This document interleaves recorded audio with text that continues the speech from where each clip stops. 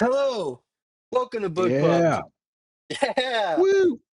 today, Yeah. we're excited for Yeah. this because we are reading our second episode of A Vindication of the Rights of Women by Mary Wollstonecraft.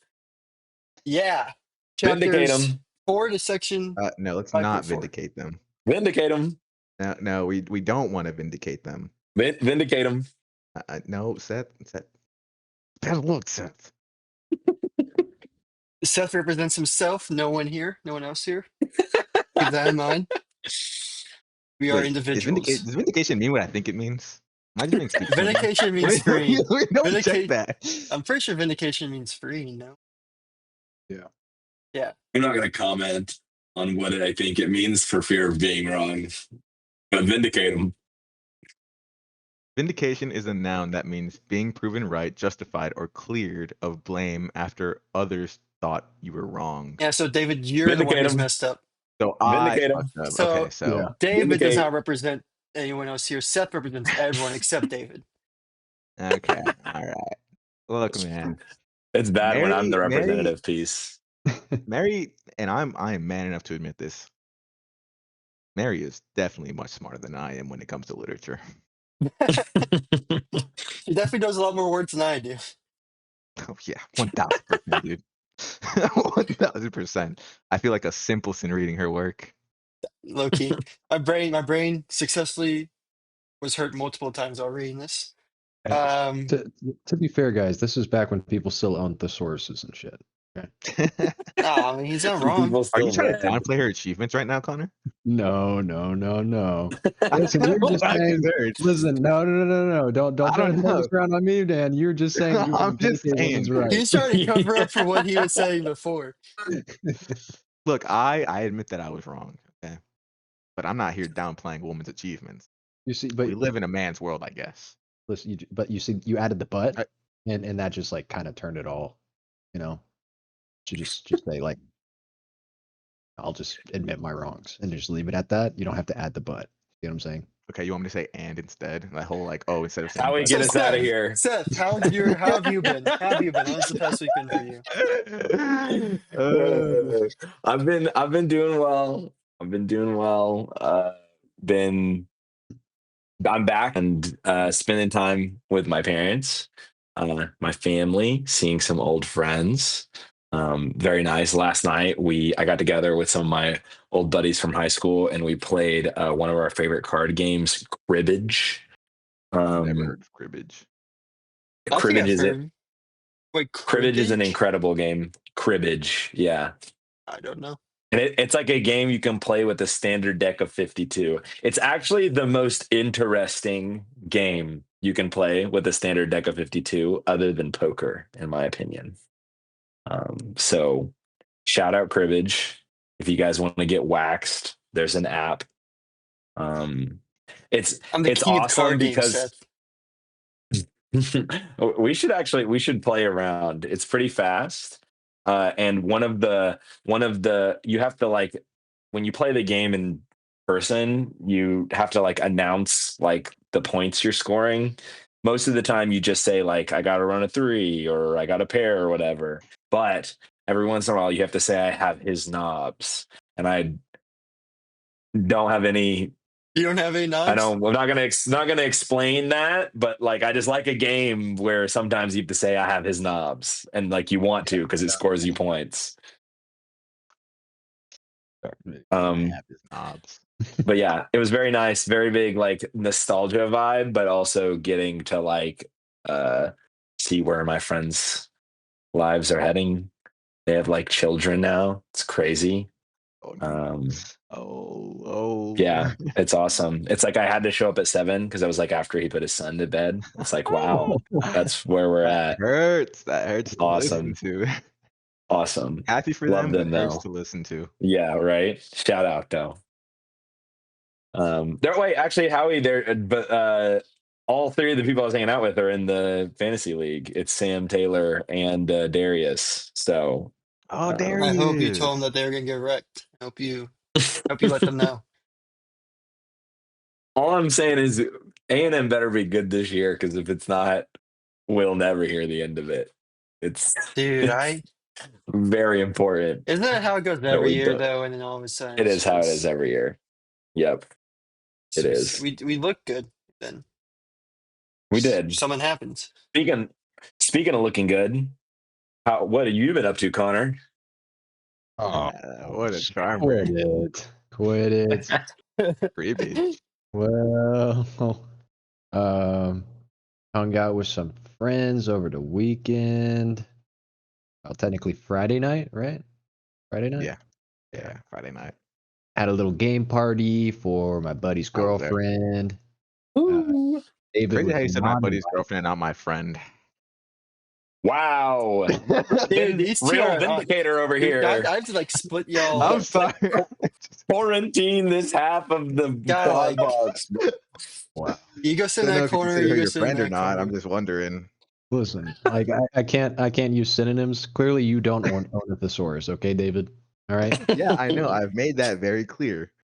Mary has taught me that I don't own a thesaurus. All right, children. David, you will have your So turn. Let Connor have his turn, okay? No, yeah, I had some.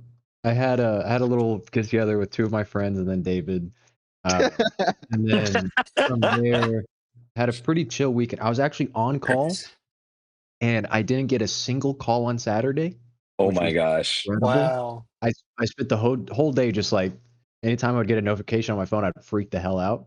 But then I'd Yeah. be like, sweet. Oh, let's go. That's awesome. Vindicate him. Yeah, vindicate him, dude. I don't think that's the right use of the word anymore. And then I got one call on Sunday, and it was I literally like drove to the site, and it was like a 25-minute drive, and their roof access, like the lock to the roof access, was broken, so they had to wait for a locksmith. And I was like, well, I guess we'll come back. So I went home. Let's And that's go. all I had. Banger. Yeah, it was incredible. Um, saw my niece. Niece is actually over right now. Um, and then started an EMS job yesterday, and boy, howdy, were they not ready. Oh my That's god. always how it goes, I feel like. Yeah. That's what you come in for. It's literally gotten to the point where like I get on site and then I just tell everybody what's supposed to be done, and then the entire time when I'm trying to do my thing, they come up to be like, "Hey, quick question for you," and then it's like 50 of that every single day, and like, dude, I'm sorry, man. I bet you're like tired of me coming to ask you this, but where am I running this? And it's like, okay, all right, I'm gonna draw it out for you. Like I literally treat I'm them gonna like give you a kids. I'm like, diagram. yeah. Refer to the diagram before you return. But I get it. Like sometimes the prints are really not straightforward, and I just know the prints. But anyway, um, that's work talk, not fun talk. Um, yeah, that's been me. That's been me. Um, I'll pass it off to my friend Howie. Mm. Uh, Thank you, friend Connor. yeah. Oh, how cute. So, yeah. So for me, trying to think. Anything happened last week? I mean, I went to watch the Odyssey again, and I've just been reading for the most part. Um, oh, yes. So I was gonna talk about this, but then this is like a little prehand, so I'm just gonna talk about it at the same time. So Nicole came back this weekend. Mm. For the weekend, I mostly just hung out with her. Got to enjoy our time together again. Just relaxed. Played some games, watched some movies. We actually went and saw the new Spider-Man, so that was Woo. good. That was nice. It was really good. It I've was heard really good things enjoyable. about it. Yeah, it was Mm-hmm. very enjoyable. I really enjoyed it a lot. And I know she did too. But before she came back, I went and I mean, you can't see it here, obviously, but I got like a little banner, like "Hello," like "Welcome back." I got like a little welcome back gift. Um, so yeah, it was nice. Other than that, not too much, just work. Finish up a project where I've been like taking one of our largest, slowest pages, making it faster. It's really cool. Look, honestly, like at the end of it, to see like how much faster it is compared to like uh before and like all that stuff. So it's pretty cool seeing that. it's like an actual measure of your achievement, you know. Um, Mhm. yeah, but I guess that's about it, really. Not too much other than that. So go ahead and pass it off to uh my incest friend, David. Thanks, friend Howie. Of So, course. what did I do? Friday, I also hung out with a couple of friends and Connor. Um, Pretty enjoyable. Played some games. Played some Mario Party. Played some old school Mario GameCube Party. games. Yeah, it was Mario You guys Party actually 5. played? Oh, because it's a good Mario Party you Yeah, it was actually like the played. old one. It was like old Yeah, school. It was dude. nice. It Ooh. was nice. Saturday, my girlfriend finally came back from her trip to Mexico, so we had a good time hanging out. I took her out to eat. All you can eat sushi, always a hit with her. Ooh. Um, got her some canvases for her new art projects that she's gonna start working with. Um, yeah, just hung out with her Saturday. Enjoyed finally having her back. Sunday, I also went to go see the Spider-Man movie. Was a great movie. I agree with Howie, and I am now on Spider-Man edits on my For You page. It was hilarious. Classic. Um, uh, and other than that, work has been work. I am focusing on. I think we're at a point where I have enough things on my website to actually start focusing on marketing and really get Ooh. that name out there. So I think I've said I'm going to focus on marketing beforehand, but now it's like for real, because I actually have substance to market. So that's kind of been a main focus of mine. Really trying to write down the three tenets of marketing, and then sort of, I guess, taking a mini marketing class on YouTube and Whoa. such and such notes and all. But Wow. On TikTok, getting into marketing, you're becoming evil. I know, dude. I mean, shit. It's a means to an end. I'm just trying to provide things That's to what he's people got to that do. That's need just how it. All businesses right. work. Spoken like a man falling for the dark side. He's trying to help other Listen, people by listen. letting them know Yes, about the surface. exactly. I am not selling anyone anything they don't need. I am only selling things to people who need things He's just trying to and the make sure things they that I know have. that they need it and that he has No, it. no. I'm trying to make sure that They they might not know realize they need they it have an though. option. They have an option, and I am an option that they can take. You know. That So you're you the will best. then take. Yeah. But yeah, that's pretty much been it for me. Nothing crazy. So pretty chill too. Let's get into it then. Ew. Gesundheit. Bless you. Sorry, guys. Great segue. I'm Thank you. sorry, guys. Um, so here we are. Chapter 4. Observations on the state of degradation to which woman is reduced by various causes. That is a chapter title. That's a Uh, chapter title, I guing. think I So For if the you think whole want to that book. know is what's a in the book, yeah. I was about to say I think it's a great representation of what we've been reading. Uh, I think it really gets the point across in the chapter. Like the title is a very, very good description of the whole chapter. yeah. yeah. Well, okay. So I think one of the things I got out of this whole part, uh, one of the big things was kind of how we focus on the subjugation of women. Um, I think we kind of start to see more of like why that's kind of happening, like Mm, why all this is yeah. going on a little bit, which I will definitely dive into later with like works and all that stuff. But um, one thing she kind of focuses on here at the beginning I saw was kind of the perception of life in a sense and how that leads to the subjugation. Uh, some kind of talking points or stuff I saw here at the beginning was we were talking about like focusing too much on the present can lead to subjugation because you're not. It's almost like you're being dumbed down in a sense. You're focusing only on right now, the current moment, which ties into the whole pleasure idea, right? And not focusing at all much on the future or planning or any of that stuff. So it's kind of like you're focusing more on the senses, and that's something that I saw here. There's some more stuff on, kind of to go with that, in like case 35, where she says that like men look at education as a preparation for life rather than advancement in one's reason, which I thought that was interesting uh, on its own standpoint, because education itself is just such an interesting idea. And I think when you have a certain idea of education, you morph it around like preparing yourself for specific lives and like one like actually cultivating the brain. It has like a large effect on people. It's like it almost guides them towards how others who are teaching want them to live their life. You see what I'm saying? You guys kind of pick up what I'm putting down there with that. And I feel like that is a big part of today's education, Loki, where it's a lot of focus on, okay, this is what we think you need for life, but not so much on like actually getting them to think about things. You see what I'm saying?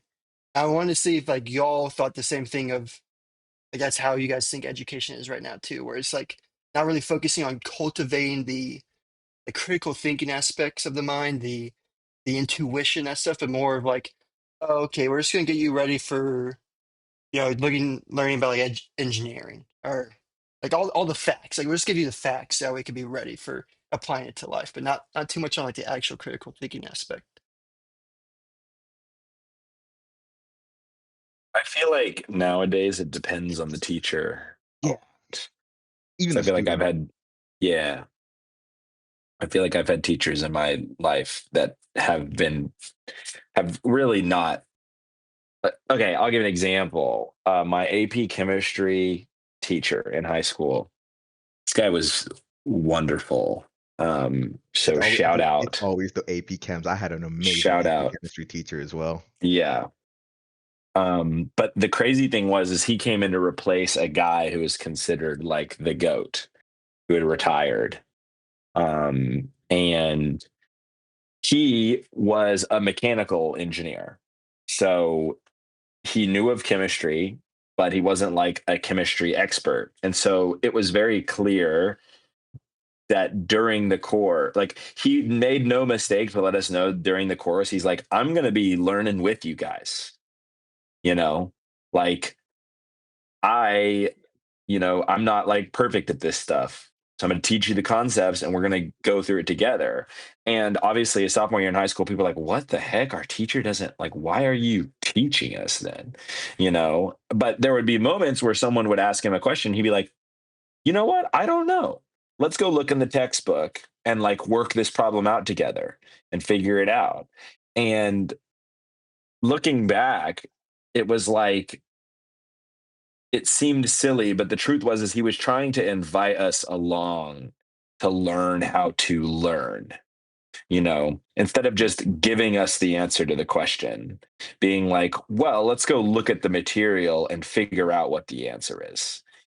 You don't, in a way, going like, you don't need me really. You have the ability to figure this out. And that's not to say that he didn't know what he was doing. I mean, I got a great score on that test. A lot of us did. Like he's still the AP Chem teacher there, so he's clearly doing Doing a good something right. job. Yeah. But it was just such an interesting, and I don't think a lot of teachers would do that. You know. And so I'd say was definitely like encouraging us to think on our own and create. He would always try to teach us how to solve problems, not just how to solve the problem, you know. Um, but I've also had teachers that are just like, I'm gonna read from the notes on this lecture, and here's your homework, and I'll see you at the exam, you know. And so I think it depends. I wish it didn't depend, but it feels like it just depends. Overarching, right? I Yeah. would say that, uh, like in general, I get that.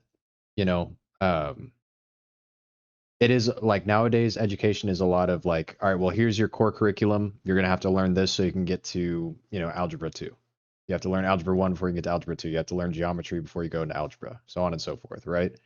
Um, and or no, wait, algebra 1, geometry, algebra 2 is what we did. But a lot of that is just, you have to follow the textbook, you read the textbook, you work out these problems. But I feel like because of that, even whenever you get into college, it's like, all right, well, I want to become an engineer. It's like, all right, well, then these are the classes you have to take. There's no like, you know, you want to become an engineer. Okay, we'll figure it out. You know, Yeah. Yeah. it's just, which in general, I guess, is not necessarily a bad thing, because it gives the people that don't want to figure it out an avenue to get to the point where they want to go to. But I feel like it hinders you in the future, because whenever you get into like an actual career, it's not just like oh, you don't know what you're doing? Well, here, read these notes. It's all right, you don't know what you're doing, figure it the fuck out, dude. Yeah. Yeah. It's You like you know? have to have Yeah. the ability to like like it says here, generalizing ideas. I'm gonna read this real quick. 53. The power of generalizing ideas, of drawing comprehensive conclusions from individual observations, is the only requirement for an immortal being. That really deserves the name of knowledge. Merely to observe, without endeavoring to account for anything, may, in a very incomplete manner, serve as a common sense of life. But where is the store laid up that is to clothe the soul when it leaves the body? So, like the idea of like being able to take ideas and like apply them to multiple things, like take knowledge and apply it to multiple things rather than just, oh, okay, this is the hammer, this is the nail. I gotta hit the hammer into the nail. It almost takes the thinking out of it. It's like you were taught, hey, just hit the hammer into the nail. Oh, well, I'm just gonna do exactly what they said without like thinking about anything. Um, and obviously, it relates it like she relates it even more to women because it's like all they're taught to do is just dress, senses, physical, and down to the very core, like exactly like how to like find a good husband, basically, like just be like pleasing to a man so you can That's the be ultimate married. goal. Yeah, and it's Find the like, best husband you and can. it's all just like based off like it's literally like basically they try to give it step by step. So like literally trying to remove all reason, which is I just thought that was also interesting though how it was like able to relate to I think a lot of today's education. And I think you're kind of right, Seth, where it does depend on the teacher because obviously they're the one teaching you. The material is the material, no matter what. But Hmm. the way you learn is definitely through the teacher. Um, like Yeah. learning to learn. Yeah, because if like using a teacher as an example, it's like you go up to a teacher like, hey, I don't get this, then they just explain it to you. That doesn't really help you. If they're more of like what you brought up, Seth, is like, well, I don't get this. It's like, well, let's walk through, like if this does this, and why does that do that, Hmm. Uh, and bringing up your example too, Howie, like, you're taught your entire life, hit the hammer into the nail and it'll drive it in. But then you get into the real world and you find a nail already driven in. You need to get that nail out. And you're like, well, shit, I've only been ever taught that you hit the hammer on the nail, It's like, and what I do don't I know do how to get now? it out. Yeah. So then, well, if you just flip around the hammer, you can pull it right out, It's like Yeah. Working it's it like I out. wonder why the hammer looks like that. Yeah. Yeah. But it goes even farther than that, Connor, where it's like you can flip the thing out and you can know that fork like the nail goes between the fork and that you pry it out. But like when I was like on a build site, I realized that the way I thought you get a nail out is like the dumbest way possible. Like sometimes you have to turn it sideways and like use your torque this way, and other times it depends on how you pull it. Like the hammer and the nail is like the perfect example because it's It actually really is. surprisingly deep. Like you Yeah. don't realize it. It seems like such a simple tool, but the people who are really good at it are the people who understand, whether through mathematically or through pure experience, the physics of the hammer and the nail. And then you can kind of use the whole tool to your advantage, right? which I think is awesome.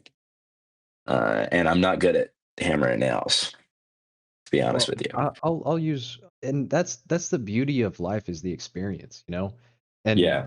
that like a lot of people get hung up on like the smallest things, like for example, today, I have an electrician that's running these wires for me, right? And electrician's low voltage is 120 volts. For me, low voltage is 10 to 24. So it's like completely different mindsets, right?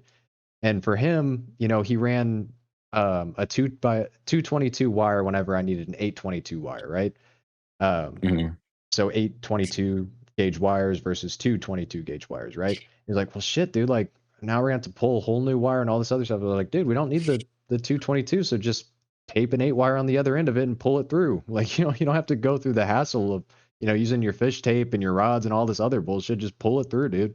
He's like, you're right. Mhm. I was like, dude, Which, just calm down. We're good.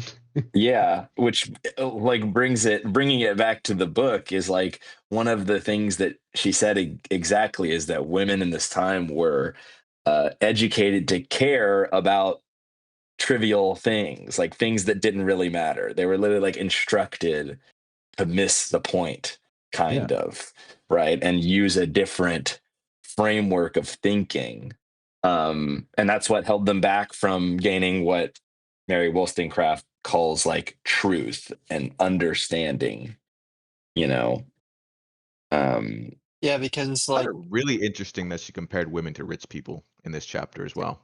I thought that was cool. yeah, um, that was the kind of next part where she like mentions how both of them are like drawn to pleasure in a sense, right? And well, woman because they're like basically taught it. See, this is the thing too with her is like the rich is like like a group, like it's like men and it can be men and women, right? But Hmm. then Hmm. she also refers to the same thing as women as a whole, which I think that's the interesting part, because women are almost targeted to only think about things in terms of pleasure, whereas the rich are almost like growing up on it, which in a sense are both growing up on it, but for different reasons, you know? Yeah. But as a result, they come to the same stuff. And she makes a note that in order to have virtue, you must sacrifice pleasure. And the weird part is like, I'm trying to think like, is it harder for the rich to become virtuous or is it harder for like women to become virtuous given the circumstances she prescribes, It, I That's a good think, question. That's a I good think thought. in a sense, it would be easier for, man, actually, I don't know. I would say it definitely would be easier for rich people because they have resources, even though they are probably more incentivized to follow pleasure because monkey brain. But I think the whole systematic oppression of women is making it way more difficult for them to compete with the rich folk. Like you're I saying, kind of get what you're saying. Like you could like pay somebody to let you be a monk for like 6 months or something to like experience suffering. like rich people have more But is it freedom. but is it also really suffering if at any moment you can like pull the plug and go back to your like kingly duties? Like being poor isn't suffering because you don't have. Because you Okay, choose to. let me take this back. Let me rephrase here. The true suffering in poverty is not being sure if you will ever come out of it. The true suffering, the deep rooted suffering of poverty is the fear that you will die poor, right? You can go pretend to be impoverished, but if at the end of the day, at any time you can come back to your riches or a year later, you're not really suffering. You have a lot of safety that real people in poverty don't have, which is part of what makes it really bad. This is what I I was don't gonna. know if that made sense. No, because like I remember a while back, there's this dude on YouTube that, of course, had like millions of dollars and all this bullshit, flaunted it all the time. And then he was like, well, guys, guess what? I'm going to be homeless for a week and I'm going to show that it's all just, you know, bullshit and like a mindset. And you just have to be able to pull yourself up by the bootstraps, all this crap. It's like, dude, at the end of the day, you don't have any of the same real issues that people that are homeless have, you know? Yeah. Like some of these people haven't shaved, showered, or anything, or have clothes to wear to an interview to even get a job. And yet you're clean cut and all this other stuff. You have degrees and, all this other crap. So yeah, you can go get a job fairly easily. Congratulations. Like, Mhm. I hate that. Yeah, I mean, the thing I was gonna say too, with like at least with like rich people, is it's almost ingrained in them. I mean, this is another comparison. For both of them, it's ingrained in them because of their environment, right? But for Mhm. but for almost for like rich people, they aren't. The environment isn't giving them pleasure because to like keep them down in a sense. It's giving them pleasure because they're just rich. Uh, Mhm. it seems like virtues they don't need to care about virtues because they can do whatever. Uh, Whereas for women, it's almost like they are forced to do it to keep themselves down, which in a sense, I think like as a person, when you're being forced down, it can lift some kind of like fire. I mean, obviously, like how we see here with Mary, it can lift some kind of fire in you to try to be get vindicate your rights, I mean, to be Yeah. better. she called it out with saying that I think somewhere I don't know what page exactly. I'm not gonna read the quote, but she said that the poorest women are more often the most virtuous because they have to get this inner strength to actually toughen out their situation or to actually be able to live through their situation.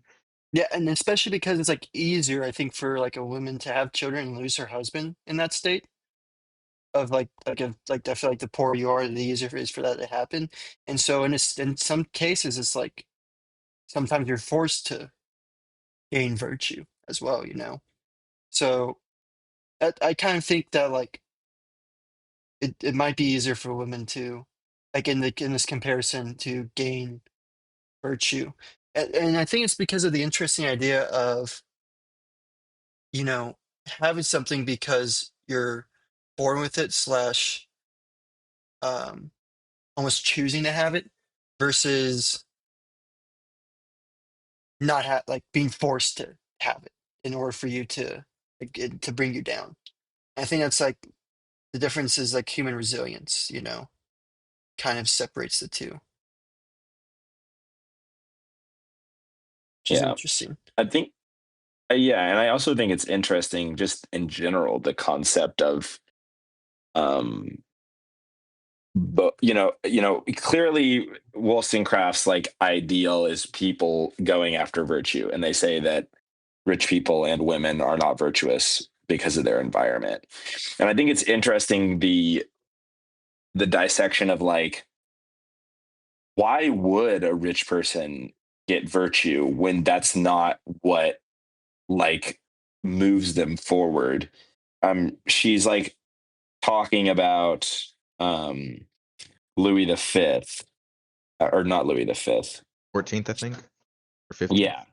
And she's like, as he is conscious how much he is observed and how much mankind are disposed to favor all his inclinations, he acts upon the most indifferent occasions with that freedom and elevation which the thought of this naturally inspires. Pretty much like rich people think this way because of course they would. That's what they've grown up to. That's what they've learned, right?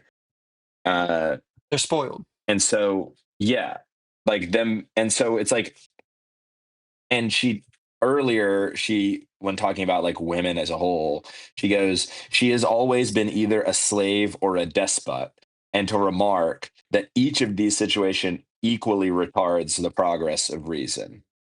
Um, so like saying that whether the woman is like under subjugation or is like a queen, neither of them, you know, help at all with getting the values that she thinks is important. And I think the the pinnacle of this like thought was when she was like, to be observed, to be attended to be taken notice of, sympathy, complacency, and approbation are all the advantages which they seek. True, my male readers will probably exclaim, but let them, before they draw any conclusion, recollect that this was not written originally as descriptive of women, but of the rich. And it's like, the same ideas that people have been chosen to like you like to be to the same things that people dislike in women in this time are the things that they in a weird way look up to in the rich, you know, things they like Mhm. strive to have. I do like that because it's like it forms. It's like guys, we should have a negative opinion about the rich too. Like we should fix the Mm-hmm. rich, and we should fix this thing we got going on with women. Um, which by the way, Louis the 14th, that guy was a maniac. He deserved to be brought down by the revolution. Um, Put him in the guillotine. Connor knows what I'm talking about. Uh, Yeah. but anyways, I kind of want to keep on going off that with the idea. You kind of alluded to it in that what you just gave, but and this is, I think I didn't think about this before with the rich, but like, yeah, it's applied to both. But the idea of like almost babying women in a sense, like, I mean, she mentioned that, how women are expected to be childish, so like, and weak. It's like babying them. And like one of the parts that I remember, I think it was like page 50, somewhere in 56. But oh, here it is. I lament that women are systematically degraded by receiving the trivial attentions which men think it manly to pay to the sex, when, in fact, they are insultingly supporting their own superiority. It is not condescension to bow to an inferior. So ludicrous, in fact, do these ceremonies appear to me that I scarcely am able to govern my muscles when I see a man start with eager and serious solitude to lift a handkerchief or shut a door, when the lady could have done it herself had she only moved a pace or two. Um, which Baller. she's like, this is the interesting. She's like hating on chivalry, right? I mean, Yeah. basically. And because she's saying it like degrades a woman in a sense, like saying, "Oh, you're weak, so let me just do this for you." Um, so I wanted to hear your guys' opinions on that. Like, the phrase "chivalry is dead." Like, well, she's saying kind of like, "Yo, yeah, I'd kill that." I mean, what do you all think about that? Oh, this might be badly deep rooted in me. I mean, shit. I don't let I don't let Alexa touch doors. So I, dude, I wrote in the margin here a little incel vibe, you know? Uh because Yeah, it's so tell me you hate chivalry, Seth, please. I mean she kind of has a point. Like I get what she's Yeah, getting I at. understand what she's it's all saying. the intention. It, The example yeah, of opening the door is a particularly contentious one, especially for me because I've had past partners who freaked out if I ever didn't open the door for them, and I thought that was ridiculous. Um, but I've also had people who like really don't want me to open the door for them, and it's like I'm there. There's a There, I we're wouldn't gonna say there's a huge intention. It definitely depends on the intention because in my example, yeah, I don't let Alexa touch doors, but at the same time, there's been a multitude of times where I've opened the door for the dude behind me. Doesn't matter about the sex. Like yeah. it's yeah, I I just the it's te- just kindness. it's I just the agree with kindness. David. It's about the intention. Like, do you just want to open the door, be nice? But like, why do you think she doesn't take that perspective at all here? Like, honestly, like she just doesn't consider that at all. Do you think it's just because of the way society looks at it, and I maybe think it's it's got to different be the now? time. Yeah, Yeah, it's got to be the time. I mean, I wasn't born in 1792. I don't know shit about that time. I mean, I know it from recollection of history, but you probably didn't see as many men doing things for men as maybe you do now. Mm? yeah. Dude, this was a time where like men would take off their hats if a woman was walking by. Like this is a completely different time. Yeah. That's it's so funny because you say that, Connor, and I've like seen that in like movies or like in cartoons, and it's like, oh, okay. But now that I'm thinking about it, that's crazy. Yeah. It's It is like, oh, crazy. a woman. Like, That doesn't the wow. way you just said it is kind of a little incel vibe, huh? Yeah, it's odd. I don't know.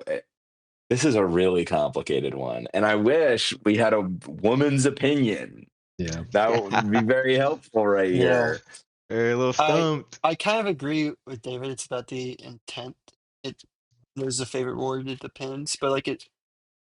I mean, if you're doing it to be kind, then that's you're just doing it to be kind. But like for her back then, she looked at everything's designed to make women feel weak. So Mhm. for her, she's probably looking at it being like, yeah, this is just something to like reinforce a woman. Hey, you're weak. You can't open doors. So I'm gonna do it for you. Hmm. I It's a think, product of the time. yeah, I think that's kind of part of it too. But I kind of want to continue off that from the babying perspective. And in 57, she says, Solitude and reflection are necessary to give to wishes the force of passions and enable the imagination to enlarge the object and make it the most desirable. The same may be said of the rich. They do not sufficiently deal in general ideas, collected by impassioned thinking or calm investigation, to acquire that strength of character on which great resolves are built. But, and so I think this kind of goes with the baby and like you're saying with the rich, like where you're being pampered. And then kind of like same thing with women. And so as a result, you're not able to just do things yourself and think of things yourself. Um, and the and she highlights the importance of being able to think about things yourself and do things yourself. And that right there is another stifle on like if you're not able to think, then your only focus is obviously on pleasures in the physical world. And so of course you're going to be sensible. Um, so so this is so I guess the main part I want to bring up was like the importance of solitude in a sense. Um, from what I've like studied on history, it's been a big thing. Thomas Edison would go with moments of solitude by himself to work. Uh, Someone named Edwin Land who invented Polaroid. Um, Inventors, Albert Einstein, Nikola Tesla. Nikola Tesla. So, and I've heard that like from these people that like solitude is like a weapon to help them like just come up with these ideas and brainstorm and come up with great inventions. Fucking So Zarathustra, man. yeah, so I think solitude is I wouldn't say pretty important, but like it can help a lot. The issue is how do you I mean, is it really a thing nowadays? Like, can you really get that solitude nowadays? I mean, especially when you're in like I mean, I guess Thomas Edison did. He was in a relationship. He was married. I mean, now his marriage had problems from what I remember, but I mean, like, what do you guys think of it? Like, Who's is it a didn't? thing? Crazy. It's, like, I mean, I don't know. Like, like it's a double-sided coin. The idea of solitude. You guys think it's a good thing, bad thing? I mean, maybe it just depends. Maybe it just depends on what you want, right? Yeah, man. It depends on how you wield the weapon, right? Depends on how you wield a double-edged sword. I think, about a solitude in your life, like a good portion of time is important. Maybe not like Mhm. total isolation, solitude level kind of stuff, but like a good amount of time where you're just you and yourself, you know? That is important. It's an Yeah, I alone would go time. so far to say it's like a necessity. Hmm. Yeah.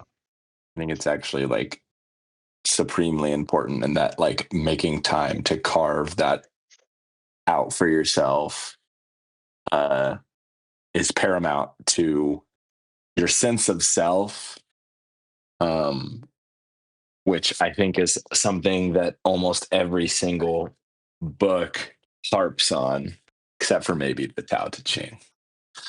Um, I mean, so do you think it's possible to get that nowadays? Like, you think, I guess definitely harder, would you say? Uh, it's harder, but it's possible. I mean, I've done it. You just have to put like concerted effort. You have to You gotta really, really set the time aside. yeah. Like what I would do is I need to reinstitute this in some way, but like I would, I would put my phone like in my apartment and I would leave it in there and go down to the pool with just my keys and maybe a water bottle. And that would be my alone time, or go for a walk and literally don't bring my phone with me, like physically separate myself from it. Um, that's kind of one of the only ways to do it, truly, But what if something because bad I feel, happens, Seth? What if you get kidnapped? But what if this? But what if that? The yeah, it's like, incentives, dude. The voice in your head. and I think part of the exercise was like learning to quiet that voice, because 99.99999% of the time that voice is a waste of time and useless.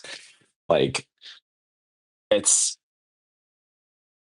I really thought about it, and there are so few instances I can think where like someone being able to call me, and only me, not anybody else, but only me, would significantly like would actually affect like a life or death situation. You know, like, and maybe that's just because I lived in Houston alone, and so like there just weren't that many people local to me that relied on me. But like, if my mom can call me, she can call my dad or my brother who like lives with her, and like I'm not the only call 911, you know, the Mhm. number that's like literally built to help you at all times. There's always someone on the other end of that line. Like, I don't know. Maybe I'm being selfish and self-centered, but I mean, I yeah, You think I gotta getting think put yourself forward sometimes. Gotta fill your cup full before people you fill others' cup. and yeah, in the olden times, people went their entire lives without having a phone in their pocket. So I think Not even 30 the olden minutes times, bro. will be okay. My grandpa goes without a phone still. Yeah, so like that's the thing is like it's not really as necessary as you think it is. I think it's pretty important to disconnect yourself from the internet in almost all cases. I don't think that it Yeah. helps very much. I mean, play from a pure reason standpoint, right? It's like the only thing you really need it for is like if you want to learn something. I mean, like that. See, that's the thing that no one Hmm. really gets. The entire knowledge base in your fingertips, and we're using it for liking Instagram posts. Pleasure. Yeah, Dopamine Yeah. rush. dude, the pleasure, man. Well, I think It's still an issue, David. It's still an issue. it is. And I mean, like, you want to talk about like educating people to like remain children, or educating people to be concerned about things that don't really matter, or educating people to think that they're weak and can't change anything. That's just the entire internet. That's like, Dude, that there's an really entire is. industry behind that idea. It's just been exported to like everyone now, you know? Speaking of that, you know what I think is really set out there to teach people to do?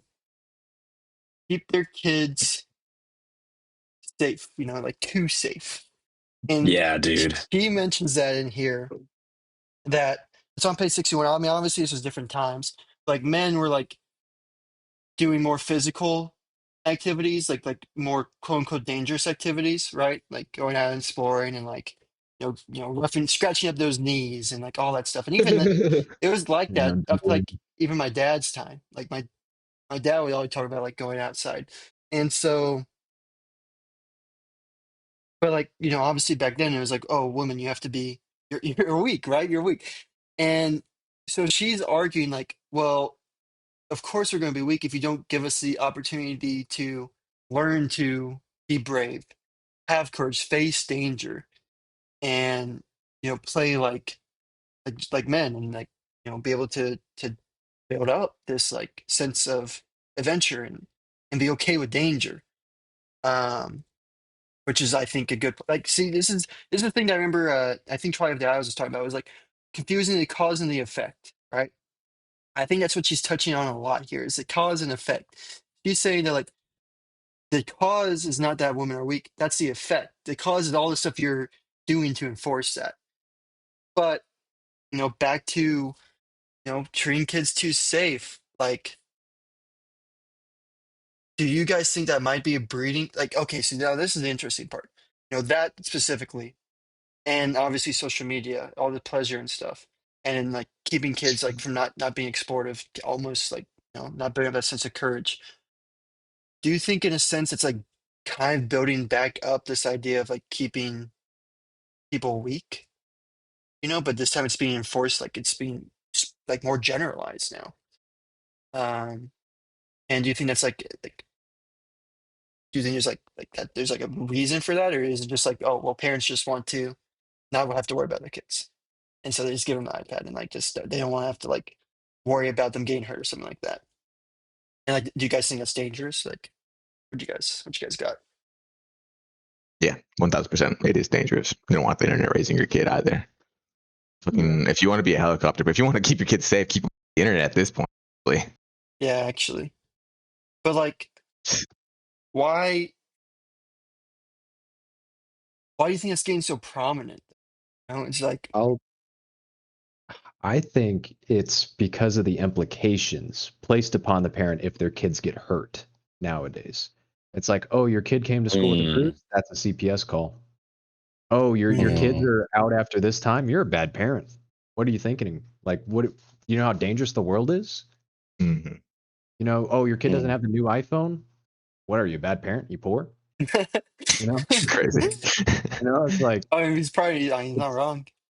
it's the implication now, and like it's like you said, like, and then it doesn't help that yeah, I mean, online you're gonna get a way bigger dopamine rush than rolling around in the dirt or going out and eating mud like I used to do, but you know I turned out pretty well, I think. you know, Yes, at Connor. least I Yes, can you fucking did. I read. think you did, Connor. It's man. But like, I Speaking of mean, kids, I want to throw this Easter egg out there. I don't yeah, know if y'all knew this, but I did this is a quick little tangent. Did a little deep dive on her life, and one of her children is actually Mary Shelley. I don't know if that name rings a bell to any of you. She's the author of Frankenstein. Oh, really, what? Yep. that's pretty cool, Interesting. actually. It's extremely cool, especially knowing how much of a cultural relevance Frankenstein has in even today's world. Well, see, and that's because I'm sure she raised her daughter Exactly. in this She specific did. way, and that's the Hmm. importance of like how you raise your kids. I mean, do you guys think that it's like we've talked about this a little bit before, but what are the implications of all this? Do you think like just raising your kids to be like, I mean, I guess she's also saying it here, but like I guess raising your kids to be weak in the sense of like not being courageous, just sticking to the phone all the time, not be able to think. Like, do you guys think this is just almost exactly what she's saying is happening to women in her book, in her essay? I think it's happening to more than just women. Like the more I read this, the more I'm like, this idea and this like type of education is now being exported to like everyone. Right. It's no longer enough to just keep women down. It's like we could just keep like an entire population weak, Yeah. you Well, know. so is it? I mean, what like? Do you think there's someone behind the strings controlling that? Do you think it's Oh just yeah, like? dude. I think Well, do you think entirely it's it's that? Do definitely you think it's that, or do you think just parents No, don't want to like worry as much? no, I think it's even scarier than that. I think it's like what we want.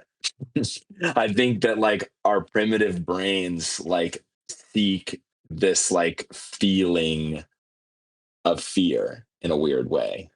Like which sounds very counterintuitive, right? But like I feel I thought like you were gonna I've say comfort. I've no. I, I think like, so maybe it is comfort, but it's like, if you're so afraid of the outside world, you don't feel as bad when you stay in your comfort zone anymore. You feel justified by it, right? Um, but I also think that like I, I don't think that somebody went and was like, I'm gonna make YouTube push angry and fearful content to people. I think someone went, I'm going to make YouTube push content that keeps people on YouTube.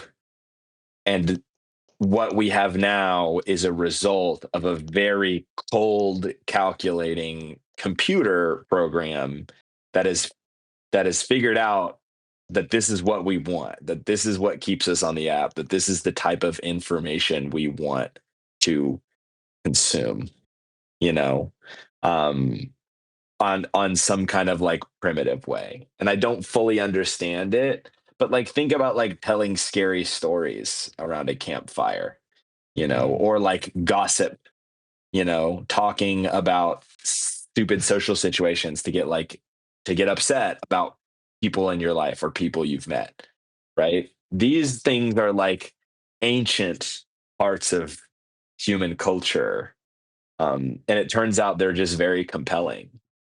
You know, like have you ever met someone who just gossips all the time? It's Yeah. like they find like their main enjoyment in just like being upset at people, you know. And the thing is like I think for a long time I was like, that person's crazy, but they're not crazy. They just like something, and that's what they're gonna look for. Like I almost wish it was like some big manufactured push from the people up top. I think it's more that it really is helpful for them so they don't stop it, you know? Yes. Ah, Yes. I I can't remember who said it, but um they said it's something along the lines of the only thing worse than being a slave is being a slave and thinking you're free. And Yeah. have a feeling that is well, that is 100% what our society is today.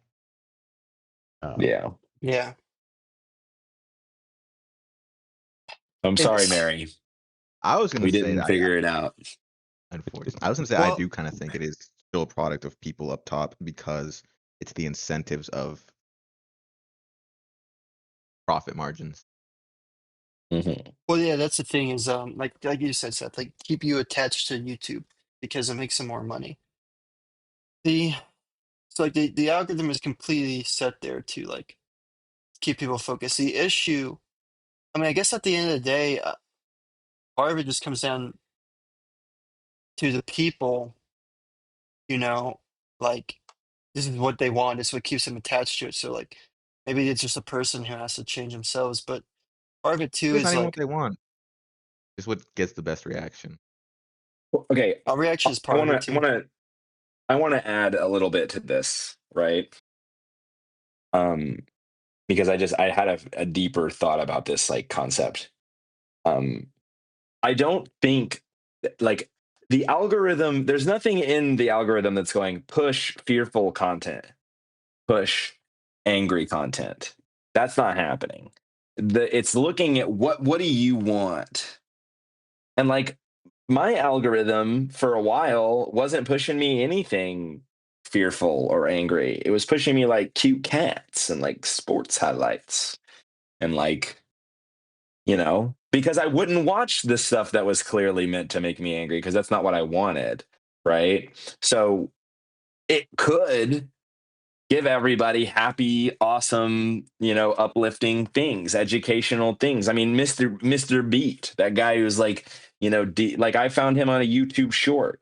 Like the YouTube algorithm went, this guy likes learning. I'm gonna shoot him a guy that teaches people things, you know. So it's not that the algorithm like this is the kind of bigger point I'm trying to get at. It's not that the algorithm is like predisposed to like slop. It's predisposed to whatever you like, and the truth is, most of us want slop. See, that's Like what I was gonna say. most of us log on every day and tap and scroll through that slop because that's what we want, and it's always feeding us what we want. And if we were in a society that wanted happy vibes and educational videos, that it would feed us that because it's going to give us whatever keeps us on the platform. Like, I mean, I agree. Like, part of it comes down to the people. Like, see, and this is the thing too, is like you can blame the stuff that's out there all you want. Like, you can blame YouTube and the algorithm all you want, but at the end of the day, like it's purposely designed to keep you on it. So if yeah, you're logging it's on. giving you certain stuff and you complain about it, well, then maybe you should change yourself. And I mean, at the end of the day, okay, Connor, I got a question for you. Would you say that's a environmental or hereditary thing? Do you think that's like maybe like do people just naturally want slop, or do you think they're just raised to want slop? You would ask the No, chum. that has to be nurture. That has to be nurture, not nature.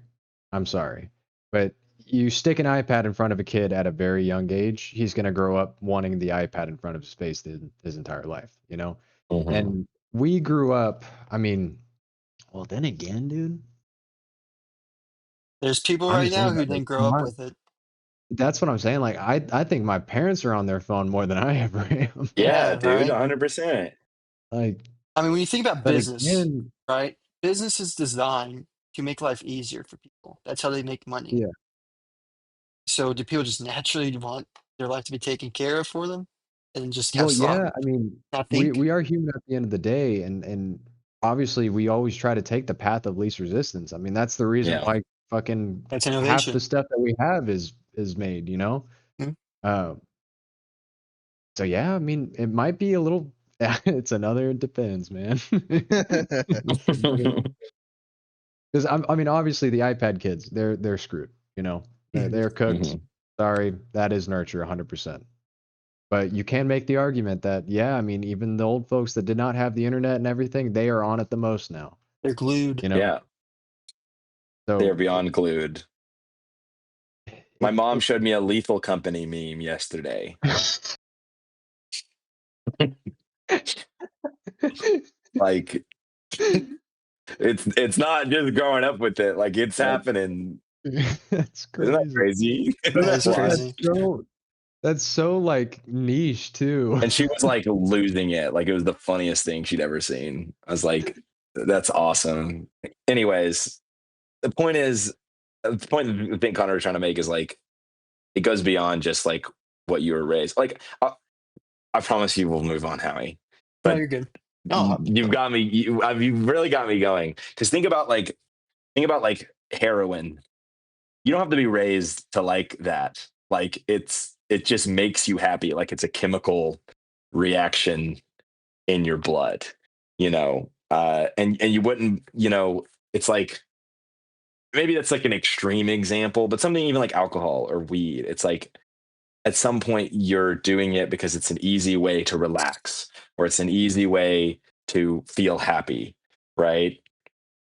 But I don't think that like you're uh I mean you could be raised to like but I know plenty of people who use drugs who were specifically raised to never touch them ever, you know?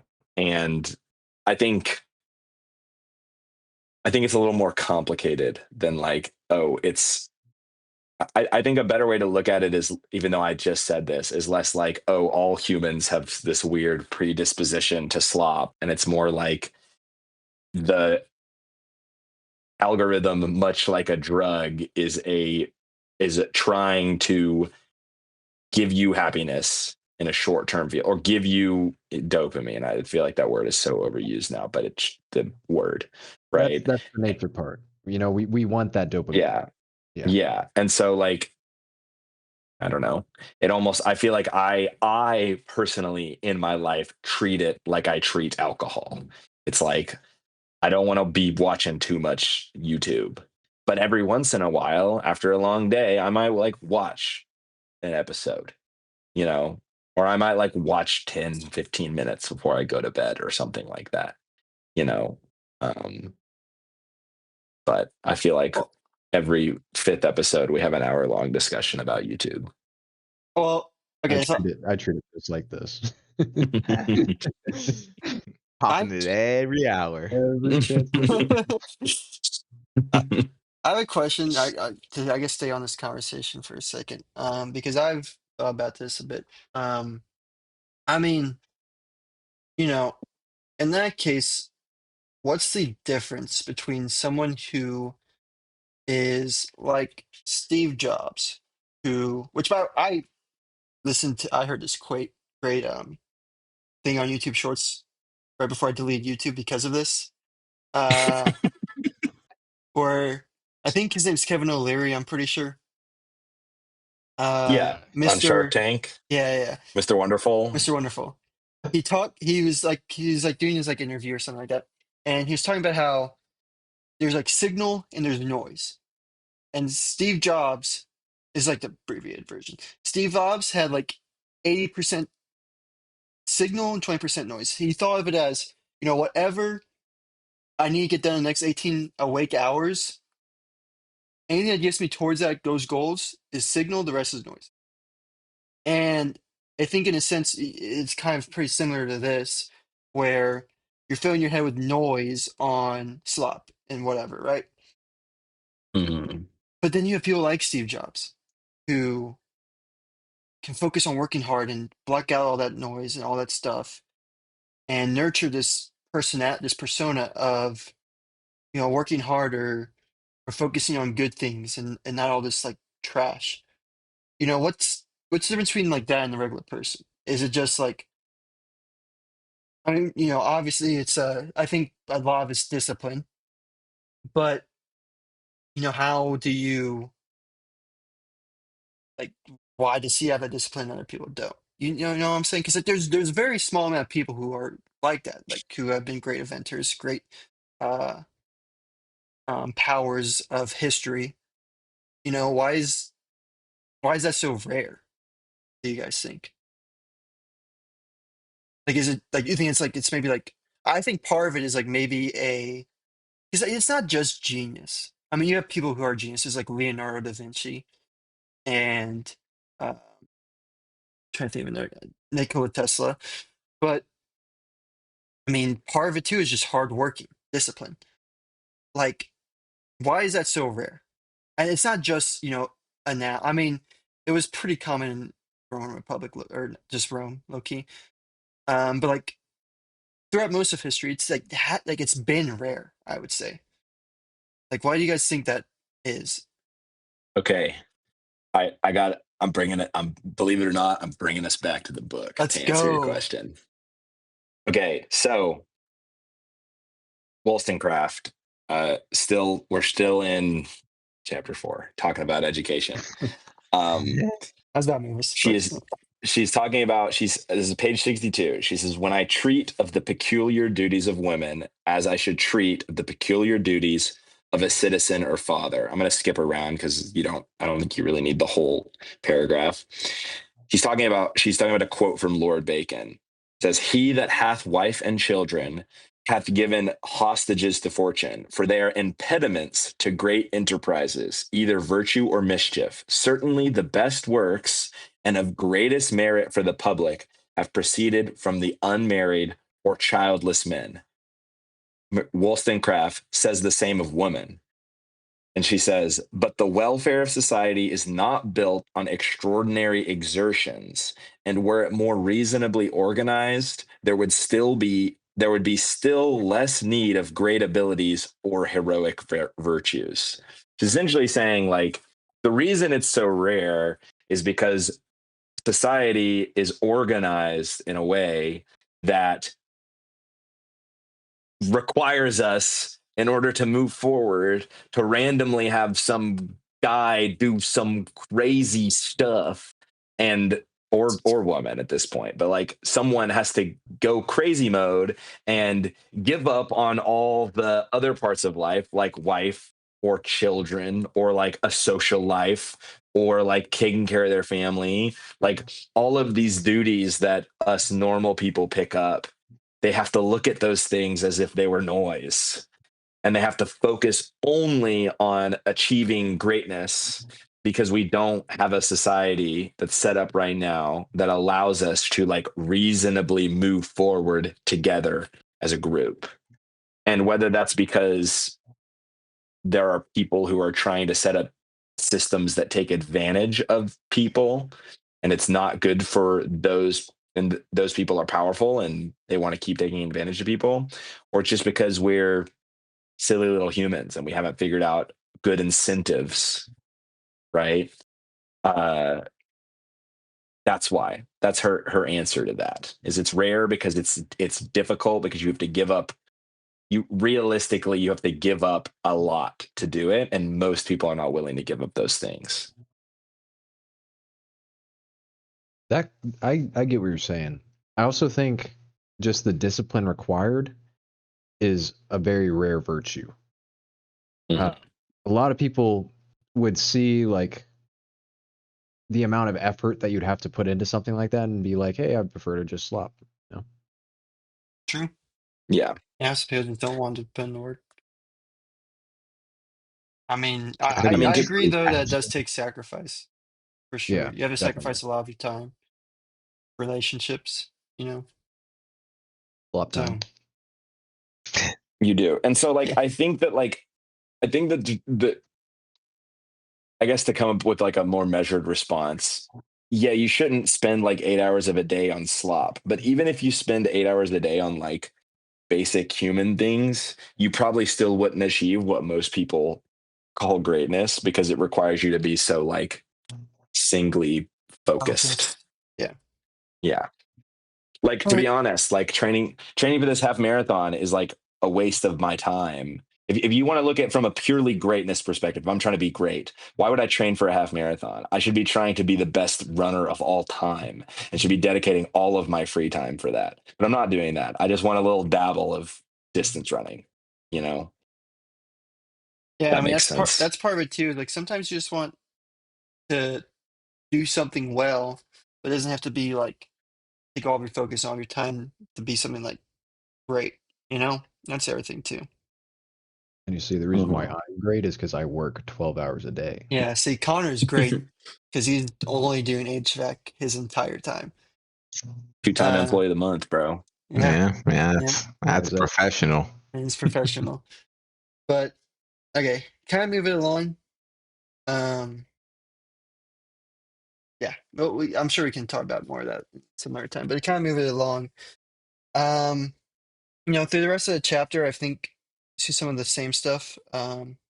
She mentions the importance of monogamy in marriage, which I think we can all agree with. I don't think we really have to discuss that. Um, how love, like her sense of passion and infatuation, is dangerous. Doesn't in fact like it takes away from friendship.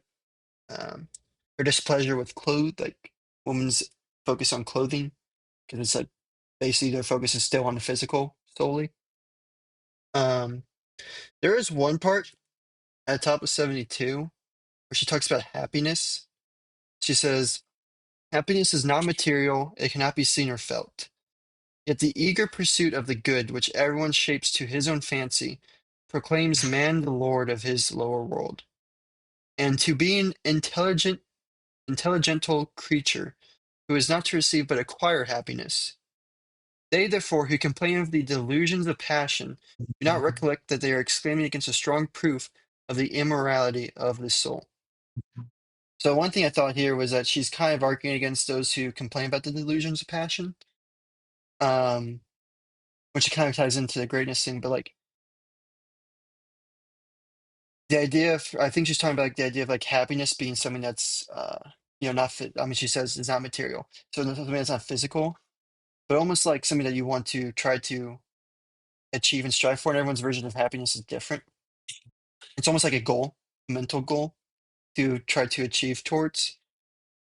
And I thought it was specifically, and so in a sense, she's kind of saying this is like a good passion to have, like something that's kind of like not real in a sense, you know, it like invokes passion, but a good kind of passion, which I thought was interesting concerning Zarathustra and Nietzsche talking about like cultivating good passions, you know. Um, Mhm.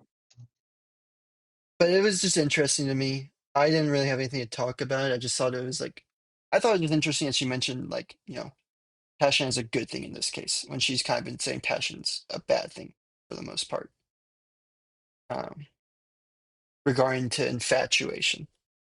Mhm. But that's all I have for chapter 4. Unless anyone has anything they'd like to discuss in chapter 4 before I move on to chapter 5. Going once, I going mean, I twice. think Sold. I think this is like it's kind of interesting because I think she is almost in alignment. It feels like she's kind of in alignment with like the idea of people being more like well-rounded rather than like singly like strong at something. Um like again her like maybe I'm misinterpreting this, but like you said, like being against passion. Um do we feel like that extends beyond just like love um and like infatuation, or does she Well, have a problem with people being passionate about like other things? I think it's passion that gets rid of reason entirely. And I think Okay. that was her biggest issue with like infatuation passion is that complete got rid of reason, and you could just end up being with someone who's like you're not even like friends with, you know, Yeah. and just like because you completely get rid of all kind of reason and logic. So I think it's kind of like that. So then it Like, probably is, yeah, more of a relationship sort of passion instead of a generalized passion. Yeah, we have yeah, to remember Okay. like the thesis of this book is definitely the reason aspect. So Yeah. everything that I read, I'm kind of drawing it back to the reason. yeah, or even like being passionate about leeches attacking your skin, sucking all your blood. Yeah, Like because that's not. shit, if she There's was no against reason all there. passion, then all of our greatness argument would just, because the whole argument about, not argument, but the whole discussion about great people, they all had to have a big passion for what they were working on. Yeah, right, for sure. Steve Jobs, for your example, right? I fucking Nikola And Tesla, Like passion, the leech passion, guy. passion. that's why she brings up happiness as like a good passion because it's like something that's like like it's reasonable. Like okay, like yeah, you should be happy. Like like it doesn't get rid of all your reason. Hmm. Um, Same thing with like if you want to change the world for the better, like there's still a lot of reason there. You can be passionate about it, but there's still a lot of reason there, right? Um, Yeah. but I mean, I feel that definitely goes back to her being completely against women just falling into their sensibility, oh, which I think that's the word she used. sensibility, yeah, Yeah, and women just pretty much in this time focus on that instead of, like we said, reason or the quote unquote masculine virtues that she said. yeah. Well, I'm about going to Rousseau, Seth, unless you want to talk more on that. No, I appreciate you. Okay. I Well, actually do want to mention one thing, and it was a quote that she had. I forgot. I just wrote it down, and it was specifically what she thought about women, and in the sense that I do not wish them to have power over men, but over themselves. Mhm. the independence, the individuality. Yeah. That's what she can, because she's even mentioned before, like women can gain power over men by using cunning. She doesn't like. She She thinks doesn't like she doesn't that. like that because it's like Yeah. it's not. You're not You're gaining so dependent on the power. man. Yeah. Yeah, you're not gaining power from your own sake, like for your own intelligence, for like who you are as a person. Mhm. Which is her big thing. It's like you should want to be seen as a person and be like prove yourself in that by being who you are, which is important for Yeah. everything, honestly. To be who you are in that aspect. Yeah, because if you think about it, I mean, gaining power over men, that kind of just diminishes the power of a woman. You know what I mean? Like that's their sole purpose, just to have power over men. Like that's You know how what I you mean? get power. It's got to be over a man. Yeah. You know what I mean? Yeah. True. Like it has to be through Yeah, a man. It has to be through a instead man. of it being like self-standing, independent strength and power. Yeah, Right. Well, yeah, good point. Rousseau, Kind of. I don't, Talk I don't, shit about I Russo. don't really Fuck know Russo. what to like say about Rousseau other than like it's just like Crazy ideas. crazy, Who yeah, is this crazy guy? Does ideology. anybody know who this guy is? Connor A knows who French he is. philosopher. I think a French philosopher put quotes around that. He, Big quotes. Yeah. it's like it's so arrogant. I wrote like down that like it's like he's just so arrogant because he's like saying we are helping them because we're giving them what they want. We're Yeah, they want us to like treat them like this. We're doing it for them. You know, that's like that's such a big thing I got from him, and it just like so trashy. Um, I mean, like I really don't know what to say other than just like it's There's not I really would trash. much like to discuss. I would like to put some of his quotes into the ether just because For they're the like context. Put 'em out crazy. there, yeah. Yeah, yeah. I highlighted this whole paragraph where he says, girls are from their earliest infancy fond of dress, not content with being pretty. They are desirous of being thought so. We see by like saying pretty much like they're not content enough just being pretty because like all women are pretty, right? And they all love to dress. They have to be thought of as pretty. We see by all their little airs that this thought engages their attention, and they are hardly capable of understanding what is said to them before they are to be governed by talking to them of what people will think of their behavior. The same motive, however, indiscreetly made use of with boys, has not the same effect, provided they are let to pursue their amusements at pleasure. They care very little what people think of them. Time and pains are necessary to subject boys to this motive. It's like just saying that women are like predisposed to care more what people think about them. And that's why we should let them be obsessed with this fact, which is why we should just like teach them just how to dress. Cause like you said, Howie, apparently, according to Rousseau, that's all they want. They just want to be talked about. Yeah, they just want others to say good things about them. You know? So they have to so just like Yeah. act like you're someone who they'll say good things about. And like some other stuff he says, just to like, highlight his craziness.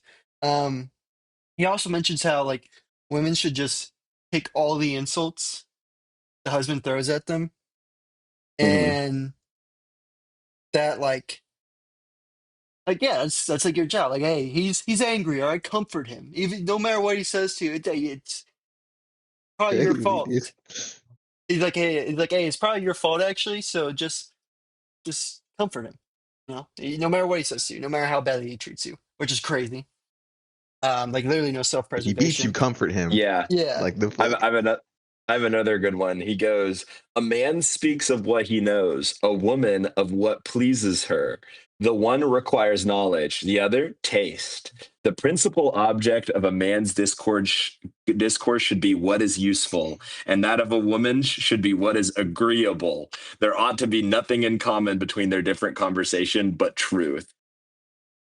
It's like, yeah, women shouldn't talk about like knowing things or like they should be very concerned with making sure they only talk about things that are like pleasing and like happy yeah. for other people. That like other people will be like, oh yeah, I like that. You know. He also says like at one point he says, oh man, what was it? Oh yeah, yeah. He at one point mentions that only children hold a marriage together after like the passion dies. He's like, because apparently men and women can't be friends. So the only thing that's really holding the marriage together at that point is just the fact that there's children and they have to stay together. You see why I fucking hate Russo. Yeah, Yeah, he's dude. insane. He's he's like Okay. literally the fucking late 18th century version of like the quote unquote alpha male, like Yeah. fucking Right a pill. guys that are like, buy my course. Like this is how women want to be treated.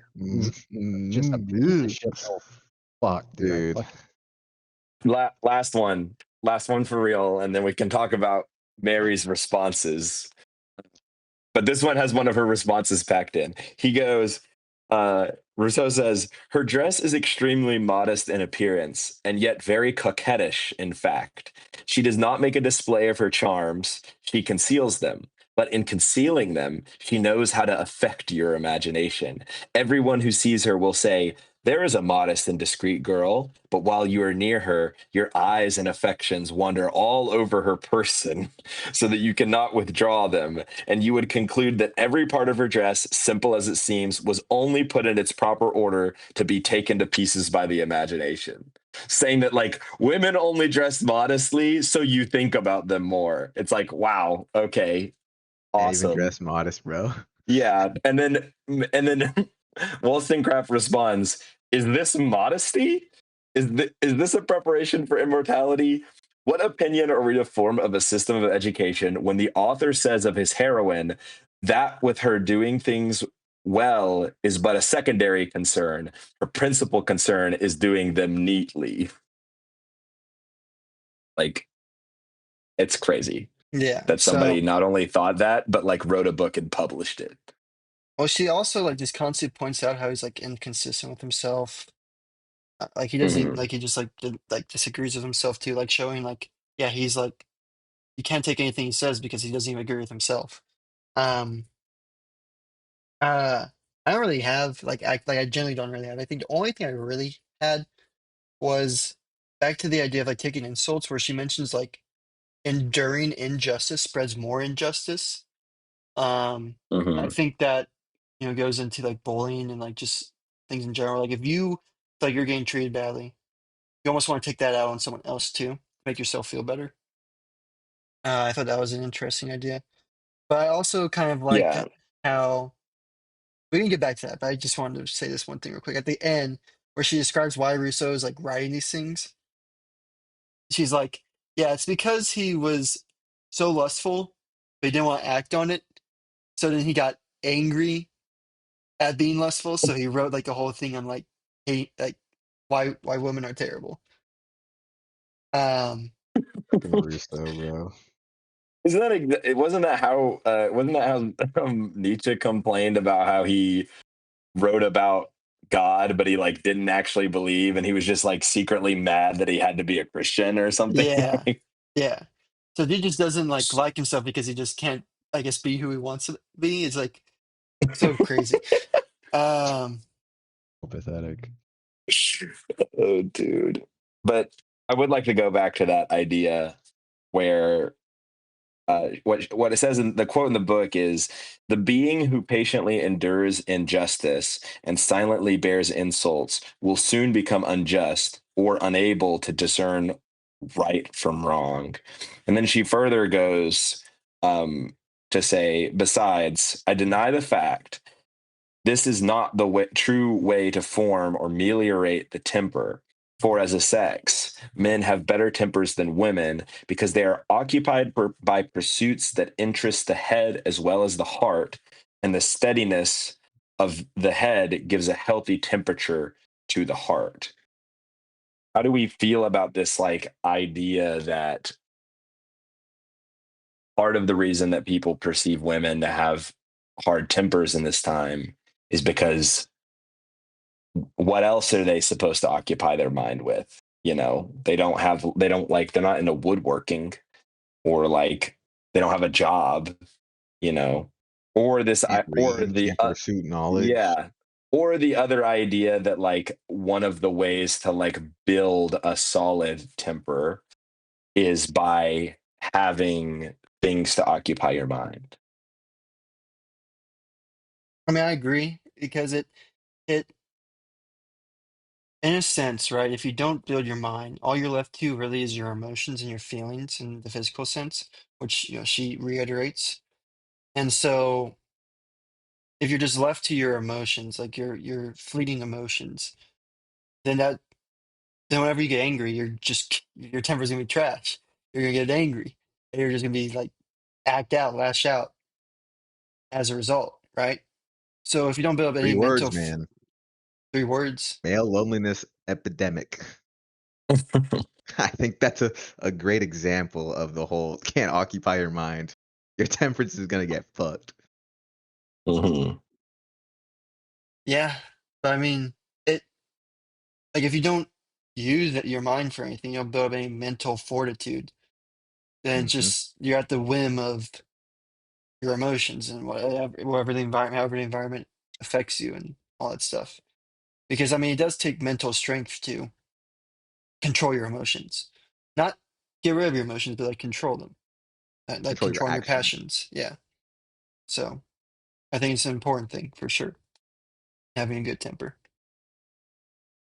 Yeah. Because then you'll end up looking for a mentor and buying some courses online on how to be an alpha male. Well, To get it's big not in even just 5 weeks. in like a relationship kind of connotation, but just like in life in general, Yeah. like Yep. if you Yeah. don't have something that occupies you, like something that like like going to school or having a job or something like that, something that you're actually using your brain for, and Hmm. what are you doing? You're just wasting away, you know? Yeah. You're It's like consuming what's the slop, point? man. What Exactly. is the Yeah. point? Consuming Okay. slop. Yeah. Yeah. Okay. Well, here's my counterpoint. When you get to the end of a 60-hour work week, are you feeling like your temper's in a good spot? Are you feeling like chill and like cool? So here's the thing, Uh, right? Hear me out. I will say Connor's a that great drive person to talk home about from this. work on Friday, oh boy, does it feel good. But I will say, Hmm. as soon as I get home, it's like, well, shit. Now I'll just kind of chill for 2 days, recuperate, and then go back to work again on Monday. But at the same time, there are points, right, where I finish, a project at work, or I finish like a big job, or like this is a job I quoted months ago, and I just completed it, and everything is working perfect, and customers happy, I'm happy. Those moments are truly like where I get the satisfaction out of my work. I am lucky that my job has a almost immediate sense of gratitude in a lot of ways, because Hmm. I'm basically showing up to a place because people are uncomfortable. It's hot in a place or whatever, right? And then by the time I leave, hopefully, that issue is fixed and they're happy. So I get immediate hits of dopamine and satisfaction in what I do. Um, and I have a feeling like it's the same way in like a lot of industries, like how he was mentioning earlier with even just seeing like this site just becoming a little bit faster, and just being able to witness that, um, and like comparing it from what it was to what it is now. Like he's gaining satisfaction out of what he's doing, and that's the important part. Is doesn't matter what it is. Like if you're studying, you know more than what you knew before you started studying, and it's the same with work. It's just having something that drives you, something that almost gives you a meaning in a sense. Like otherwise, what's the point? Are you just looking forward to the next YouTube short you're going to scroll into, the next TikTok? Like that's not that's not right. And see, Connor said exactly what I was going to say. It's about like the satisfaction of your work. I feel like if you're not satisfied Hmm. with like all like your 60 hours of work, if you don't enjoy any of it, then like yeah, of course you're gonna be upset. But if you enjoy it, you get satisfaction from it, then it's gonna be okay. And the thing is too is like at the end of it, now you have your hobbies to work on too. Like it's not like just like oh yeah, okay, I'm done with work, so now I'm just going to veg out for the rest of my time. It's like you can Okay. do stuff you enjoy and build off, like build that.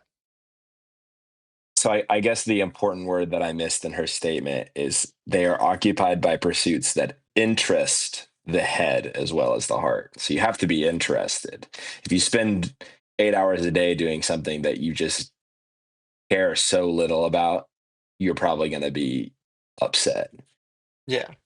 Yeah, you're not Is gonna that like what it. you're trying to say? Like Yeah. 60 hours of work that you are interested in, that you care about, does not make your temper worse. Like it feels good. Yeah. Yes, and this is Satisfaction. something. This is an interesting phenomenon in my mind, right? Like I can work a 60-hour work week, and I can get home and still be happy. You know, I can. Hmm. A lot of people look at 60 hours and like, dude, that's a lot. But to me, like it just flies by because I enjoy what I do. And Hmm. like I'll talk to friends who, still have like part-time jobs and they're working like 20 hours a week at a job that they hate. And in comparison, that almost feels like, because I've been in that spot, that almost feels worse than working a 60-hour work week. Like Hmm. just having to go to this place that you despise, you get that pit in your stomach, like that almost feels worse than the 60-hour work. Well, it feels worse than the 60-hour work week. I'll go as far as to say that, because at least I'm enjoying what I'm doing. Yeah. For sure. Well, to end before I think last thing, we'll end on section 5.2. We're nearing the time. So Dr. Fordyce, I hope I said his name right. This one was interesting because she basically attacks it as like using. I mean, maybe I should just read it. Key. Let me see. It's a lot. It's basically he uses like entertaining words, fanciful words, artful words to be like, oh, women are just pure, weak, beautiful flowers. How could how could you ever want to hurt them? And it's like, and she like obviously hates that. She's like, stop. What does she say? Throughout there is okay. Throughout there is a display of cold, artificial feelings, and that parade of sensibility which boys and girls should be taught to despise as a sure mark of a little vain mind. Florid appeals are made to heaven and to the beauteous innocence, the fairest images of heaven here below, while sober sense is left far behind. This is not the language of the heart, nor will it ever reach it, though the ear may be tickled. So it's like it's like sarcasm. She's like saying this is just sarcasm for the sake of like saying, oh yeah, women are just weak and like you should do whatever you can to try to protect them. Um, but the main interesting part I got from this, I mean, there's a few things. Um, using these words invoke passion, which she instead of like over truth and reason, which again she doesn't like the passion over the truth and reason. Um, and apparently there's only one right way to be a woman. A man could be anything, which I think is very talked about that. But she gets really angry about like basically using religion and virtue as a tool for attractiveness. Like kind of like teaching women, hey, use religion. Like she mentions a quote of okay, I'm gonna read this one.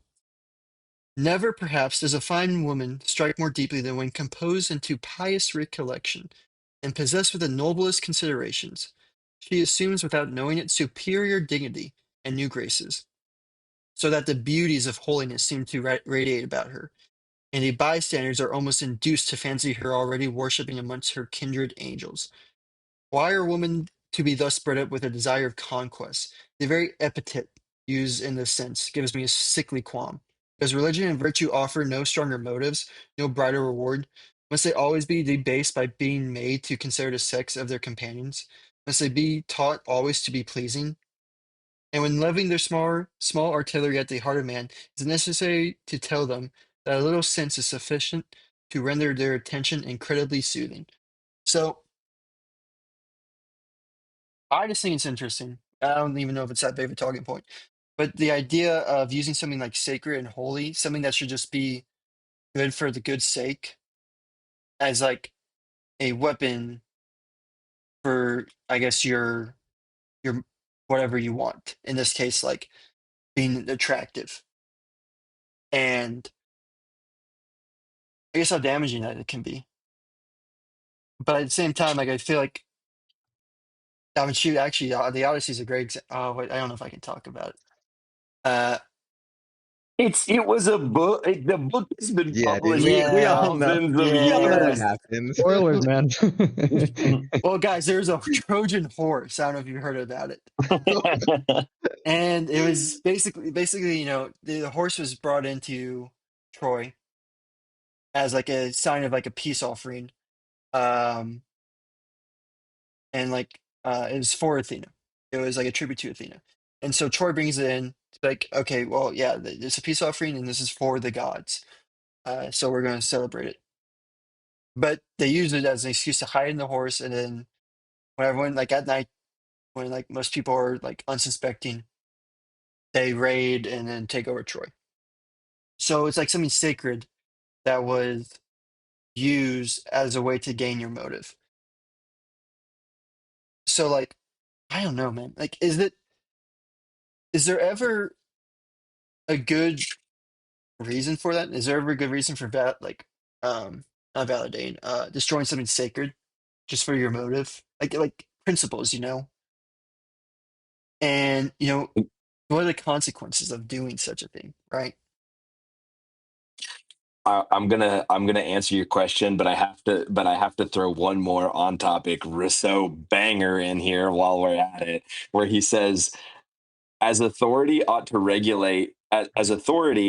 regulate the religion of women, it is not so needful to explain to them the reasons for their belief as to lay down precisely the tenets they are to believe. Pretty much saying like we shouldn't tell them why they believe in religion, but we should tell them what Oh my parts gosh. they need to No, believe. yeah, there's like a part I remember this now where like they're like, yeah, just don't even think about religion. Your husband will tell you what to think, Your what to husband will tell believe. you what to believe. Yeah. Yeah, And Hmm. you should make sure you believe what he believes because that's agreeable yeah. and pleasing. Which Yeah, is in a yeah. sense It's like something that's supposed to be meaningful, principles, morals, beliefs, and you're just throwing them all away for someone else, right?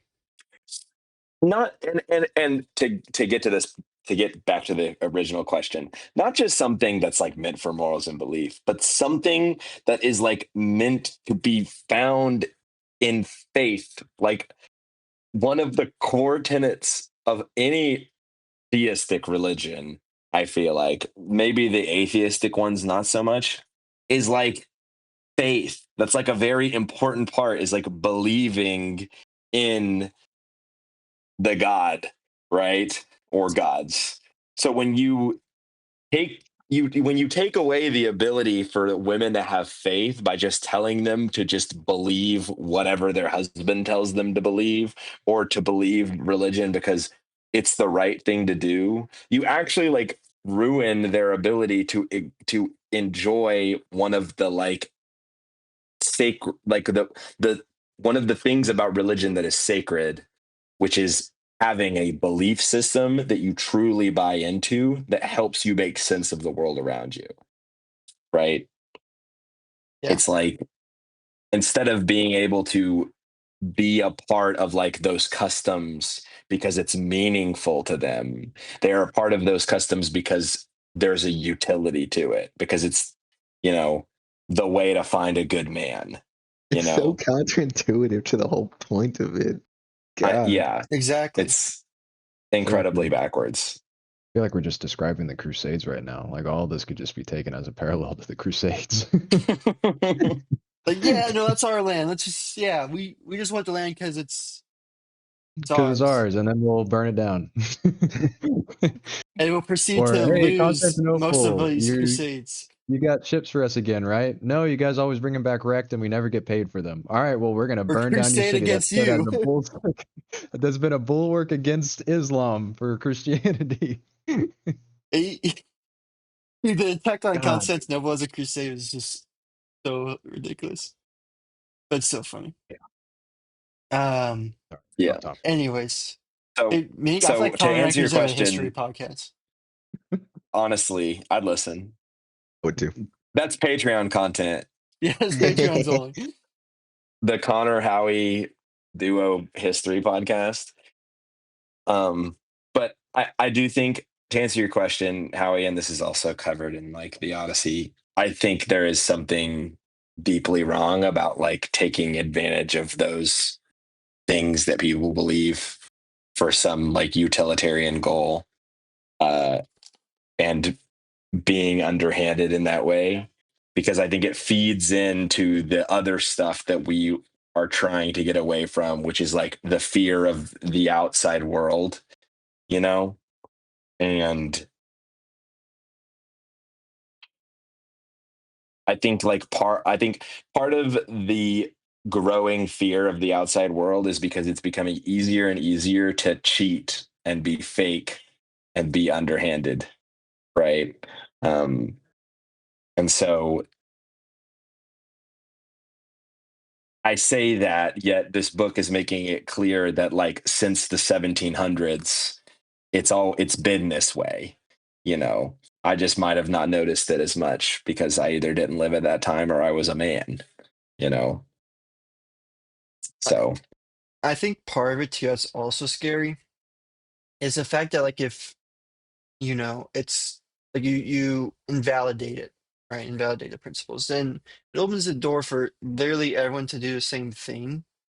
And then as a result, you kind Mhm. of start getting into this order of chaos, right? Yeah, man, it gets murky in there. Yeah. And so that becomes a whole issue, right? Because now it's like, shoot, anything can happen. It's like there's no principles. Like you can just have people being thrown off to the side and no one even not batting an eye at them or for them or anything like that. So I think it's also really important to keep those because it provides some order, right? And not like a governmental order, but like a person to person order, of like mutual respect. Mhm. And I think that, and as a reasonable positive, it helps provide growth for everyone as a result, right? To keep a foundation of that mutual respect. Because if not, then everyone's like out for themselves, looking out only for themselves, and like not as much can happen if we're not working together, right? Yeah. Yeah, man. I pray for the day that I see a huge chunk of society working together for a common goal. But what that common goal will be, who knows? yeah. It's when the aliens come. That's exactly what I was thinking, man. It's gonna have to be a Why life is or death situation, dude. The fifth dude crusade. the All right, fifth boys. crusade, Taking Connor? Egypt from the aliens. Taking those charging towers back, baby. I like the way you think, Connor. Connor's Oh got to man. lead everyone. Oh man. All right, boys. Well, we now do it. We got close. We almost finished the entire thing, our entire stuff. We did. Yeah, but We only had one little section Yeah, left. and it wasn't like it was a really anything small section big. too. Yeah. All Although right. in that section, she got the sense that she gave him some Hey, pointers. save it for the next Yeah. My episode. bad. Why are you My bad. talking about it? We'll My start with bad. it next You're time. All right. right. Cut it out. Cut it out of post. Cut Well, David out in post. I will make sure that no one knows who he is. Up to chapter 9 through chapter 8. This will be a 5 episode series. Hey, she Five. deserves Hey, it. yeah. Half a Yeah. Nietzsche book. Half of a Nietzsche. I'm kidding. I'm kidding. All right, we'll do What's that the then. next Oh, one? Be Nietzsche again. I think we Oh, I skipped was that one. I think we need another all right. break. No, I'm Cut the saying if it's grammar. Nietzsche next book, we have to read it. Like we got a buffer. I wanted to be the Republic. I ain't I gonna lie. I want to disagree. read the Republic. I Cut would the love to. grammar. I would be down to go back to some Roman era philosophy. All right. See y'all. See ya. Good night, boys. Thank you for listening to today's book club. If you want to support us, please feel free to leave a rating and review on wherever you get your podcasts. We are on Apple Podcasts or Spotify, so either one of those would be great help. Also, leave a follow. That'd be amazing too. If you're listening or watching on YouTube, please leave some comments, like the video, subscribe. Another way you can help support us is we are Amazon affiliates, which means you'll see in the description wherever you're watching or listening to this podcast on the episode, there will be a link to the book that we are currently covering, or if we spin the wheel to select our next book, you'll also see a link to the next book that we will be covering as well. And these links are to the books that the exact same books that we are reading during the podcast. So, if you're going to read the book anyways, it'd be a great help if you could use the link. It's going to be no additional cost to you, and we do get a small uh, percentage of the proceeds. So you get a book, and we also get benefits. It's a win-win, honestly. And even if you don't get, like, even if you don't use the link, I still recommend getting the book. One, because it helps to read what we're reading, so you can kind of have some more context into what we are discussing, as well as having your own book. We're not covering everything in the book on the podcast. That's impossible to do in an hour and a half, and so it allows you to get some really nice information in there that again we just can't cover. And it also allows you to annotate your own book. So, if years down the line, you can kind of come back to the book, kind of remind yourself on the lessons you learned. And, if you reread it again, you can have almost like a conversation with yourself back in time too. It's really an investment to, I think, read and buy books. So again, thank you for listening to Book Club and can't wait to catch you in the next one.